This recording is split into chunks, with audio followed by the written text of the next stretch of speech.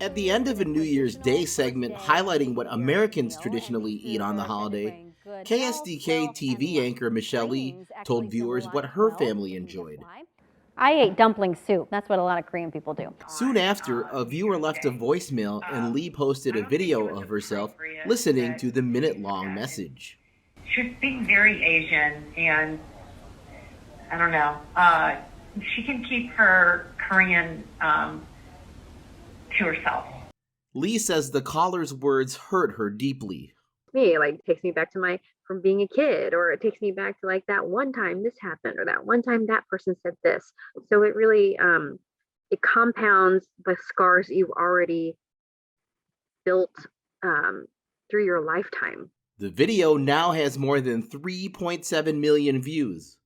Using the hashtag #VeryAsian, many prominent Asian Americans like Boston Mayor Michelle Wu, U.S. Senator Tammy Duckworth, and actress and comedian Margaret Cho weighed in to support Lee. I think it's just really important that we look to these issues and that these moments in society go viral, that people see that their ignorance is being watched. Anti-Asian sentiment is nothing new in the United States. There were legal limits on immigration from China and other countries from the 1880s until 1965. And the U.S. government interned Japanese Americans during World War II. There's this stereotype that Asians are never quite American enough, are never really American, and in many ways have to get rid of their Asian culture in order to be American, in ways that we don't ask other people, like, say, Europeans, for example. Other experts say U.S. schools fail to teach the history of discrimination against Asian Americans. Without that background, the current wave of slurs and attacks cannot be seen as part of systemic discrimination. Let's actually talk about race and racial difference, and what does this mean, and what's the systemic versions of it, and how does this affect how we engage and relate with each other.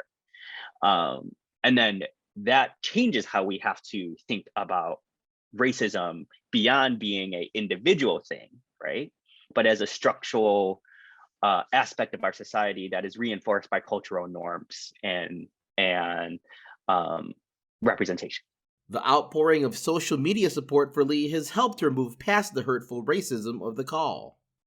I think that's something that we are really coming to terms with as a world, because we're all becoming more mixed. We're all becoming more appreciative of who we are. We all are embracing our true self. And with that, an ugly moment is turning into a social media movement, highlighting America's promise as a multi-ethnic, multiracial society.